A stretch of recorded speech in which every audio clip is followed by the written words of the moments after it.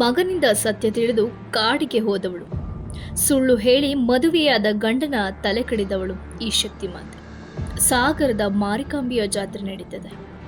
ಆಕೆಯ ಕಥೆಯನ್ನ ಕೇಳೋಣ ಬನ್ನಿ. ಇನ್ನು ಯಾರೆಲ್ಲ ನನ್ನ ಚಾನೆಲ್ನ ಸಬ್ಸ್ಕ್ರೈಬ್ ಮಾಡಿಲ್ಲ ಅಂದ್ರೆ ಚಾನೆಲ್ನ ಸಬ್ಸ್ಕ್ರೈಬ್ ಮಾಡ್ಕೊಳ್ಳಿ, ಮೇಲೆ ಕಾಣ್ತಿರುವ ಬೆಲ್ ಐಕಾನ್ ಒತ್ತಿ. ಎಲ್ಲರಿಗೂ ನಮಸ್ಕಾರ. ವಿಚಿತ್ರ ಡೈರಿ ಯೂಟ್ಯೂಬ್ ಚಾನೆಲ್ಗೆ ಸ್ವಾಗತ. ನಾನು ಚಿತ್ರಾ ವೆಂಕಟೇಶ್. ಕೆಳದಿಯ ಅರಸರ ಮೂಲ ಸ್ಥಾನವೇ ಶಿವಮೊಗ್ಗದ ಸಾಗರ. ಅವರೇ ಮುಂದೆ ನಿಂತು ಕಟ್ಟಿಸಿದ ದೇವಸ್ಥಾನ ಸಾಗರದ ಮಾರಿಕಾಂಬ. ಅವಳಿಗೆ 2 ದೇವಸ್ಥಾನ ಉಂಟು. ಒಂದು ತಾಯಿ ಮನೆಯಾದ್ರೆ ಮತ್ತೊಂದು ಗಂಡನ ಮನೆ. ಬ್ರಾಹ್ಮಣರ ಮನೆತನದಲ್ಲಿ ಹುಟ್ಟಿದ ಈ ಮಾರಿಕಾಂಬೆ ಮಾರಿಯಾಗಿದ್ದು ಹೇಗೆ? ಈ ಕಥೆಯನ್ನ ತಿಳ್ಕೊಳ್ಳೋಣ ಬನ್ನಿ.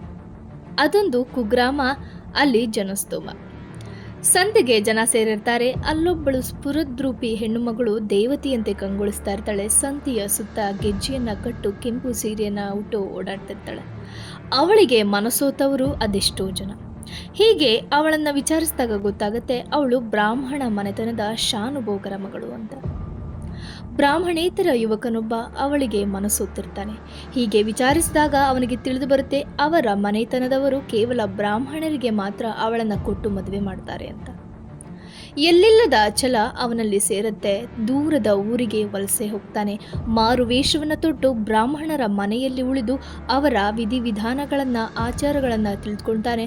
ಮತ್ತೆ ಮರಳಿ ಆ ಕುಗ್ರಾಮಕ್ಕೆ ಬರ್ತಾನೆ.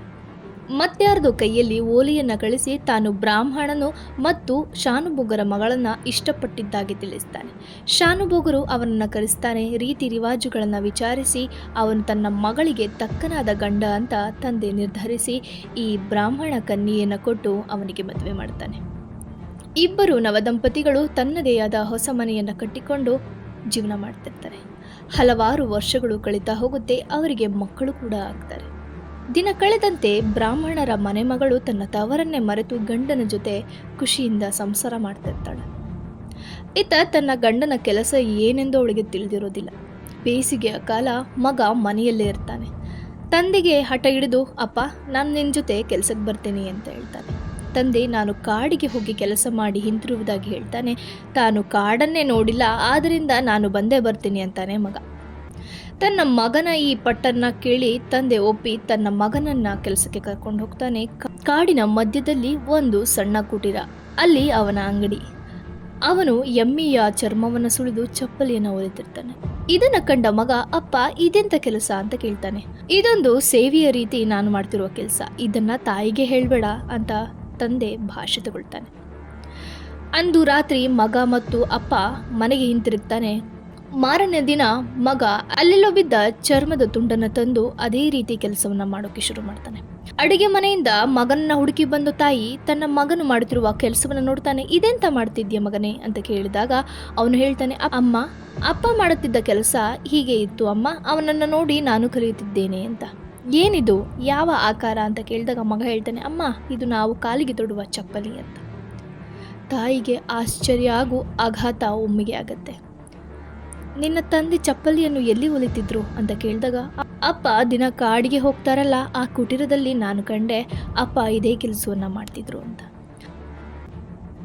ಮಗನ ಈ ಮಾತನ್ನ ಕೇಳಿದ ಆ ಬ್ರಾಹ್ಮಣ ಕನ್ಯೆಗೆ ಎಲ್ಲಿಲ್ಲದ ಕೋಪ ಬರುತ್ತೆ. ತನ್ನ ಮಗನನ್ನು ಎಳೆದುಕೊಂಡು ಹೋಗಿ ಕುಟೀರವನ್ನು ತೋರಿಸಲು ಕಾಡಿಗೆ ಎಳೆದುಕೊಂಡು ಹೋಗ್ತಾಳೆ.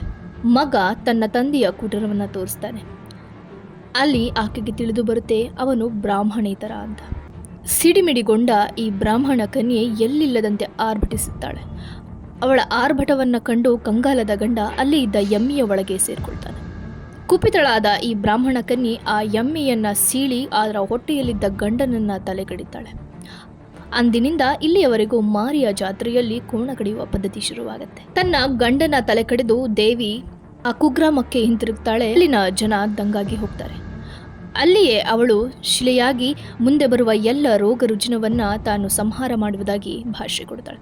ಅಂದಿನಿಂದ ಇಲ್ಲಿಯವರೆಗೂ ಮಾರಿಕಾಂಬೆಯು ಸಾಗರದ ಗಡಿದೇವತೆಯಾಗಿ ವಿಜೃಂಭಿಸುತ್ತಿದ್ದಾಳೆ. 16 ಅಡಿಯ ವಿಗ್ರಹವು 5 ಜಾತಿಯ ಮರಗಳನ್ನು ಸೇರಿಸಿ ಮಾಡಿದ್ದಾಗಿದೆ. ಸುಮಾರು 60 ವರ್ಷಗಳ ಹಳೆಯ ಕೆತ್ತನೆಯ ಮೂರ್ತಿಯದು. ಜನ ರೋಗ ರುಜಿನಗಳನ್ನು ಪಾರು ಮಾಡಿದ ದೇವತೆಗೆ ಕೋಳಿಯನ್ನು ಹರಕೆಯಾಗಿ ಕೊಡ್ತಾರೆ. ಕೆಳದಿಯ ಅರಸರ ಮೂಲಸ್ಥಾನ ಸಾಗರ ಇಂದು ಮಾರಿಕಾಂಬೆಯ ದೇಗುಲವಾಗಿದೆ. ಈ ವಿಷಯ ನಿಮಗೆ ಇಷ್ಟವಾಗಿದೆ ಅಂತ ಭಾವಿಸ್ತೇನೆ.